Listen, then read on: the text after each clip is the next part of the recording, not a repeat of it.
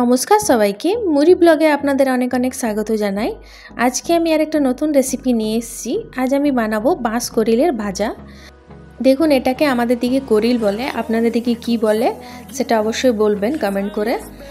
এটা আমি আগের দিনে কেটে ধুয়ে ভালো করে জলে ভিজিয়ে রেখেছি।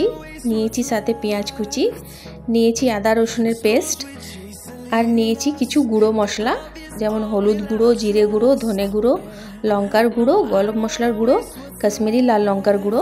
এটার জন্য বেশি কিছু লাগে না। আর লাগবে আমার নুন আর সর্ষের তেল। প্রথমে আমি এই করিলটাকে একটু জলে ফুটিয়ে নেব, তারপরে এটার ভাজা বানাবো। তার জন্য বসিয়ে নিয়েছি একটা কড়াইয়ের মধ্যে দিয়ে দেবো জল দিয়ে এটাকে ভালো করে ফুটিয়ে নেব 5 মিনিটের মতন।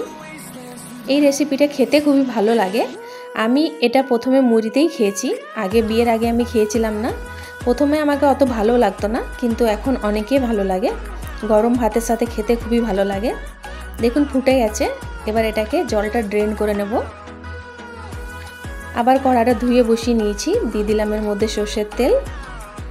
তেলটা যখন গরম হয়ে যাবে তখন এর মধ্যে দিয়ে দেবো পেঁয়াজ কুচি। পেঁয়াজটাকে লাল লাল করে ভেজে নেব। আমার ভিডিও যদি আপনাদেরকে দেখতে ভালো লাগে তাহলে সাবস্ক্রাইব করবেন, লাইক করবেন, কমেন্ট করবেন। আর যদি বাজারে আপনারা পান তাহলে অবশ্যই একবার কিনে খেয়ে দেখবেন, খেতে খুবই ভালো লাগে।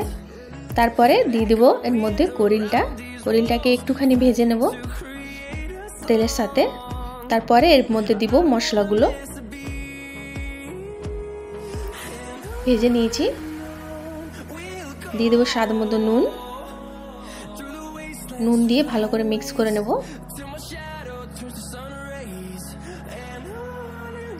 এই রেসিপিটা খুবই সহজ, বানাতে বেশি সময়ও লাগে না। ভেজে নিয়েছি। এরপরে মশলাটা দিব আমি এর মধ্যে। তার জন্য মধ্যেখানে একটু জায়গা করে নিলাম। এর মধ্যে মশলাটা দিব আমি 2 চামচের মতন আদা রসুনের পেস্ট আমি এর মধ্যে দিয়ে দিব। দিয়ে ভালো করে মিক্স করব।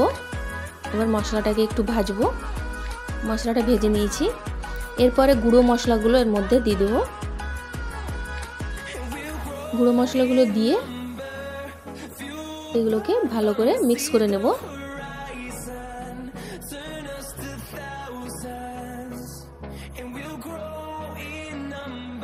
মিক্স করে নিয়েছি। এরপরে 2 চামচের মতন আমি জল দেব এর মধ্যে, বেশি জল দেব না। জল দিয়ে ভালো করে মিক্স করে নেব। আর আঁচটাকে একদম লো করে দেব। লো আঁচে এটাকে আমি 8 থেকে 9 মিনিট ভালো করে ভাজবো। চারদিকে কড়াইয়ের মধ্যে দিয়ে দেবো। দেখুন এমনি করে মধ্যেখানে একবার করে মিক্স করে দিতে হবে। আর লো আঁচে এটা ভাজতে হবে। দেখুন ভেজে নিয়েছি। আর একটুখানি বাকি আছে এটা ভাজতে, পুরো লাল লাল হয়ে যাবে। আর 2 মিনিটের মতন ভেজে নেব। দেখুন ভেজে নিয়েছি, খুব সুন্দর ভাজা হয়ে গেছে। এরপরে আমি আপনাদেরকে তুলে দেখাবো।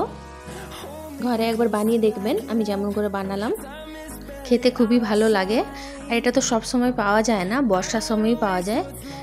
একবার বানিয়ে দেখবেন। ভিডিওটা তাহলে এখানেই শেষ করছি। সবাই ভালো থাকবেন, সুস্থ থাকবেন, সাবধানে থাকবেন। দেখা হবে পরের একটা ভিডিওতে। আমার ভিডিও দেখার জন্য আপনাদেরকে অনেক অনেক ধন্যবাদ।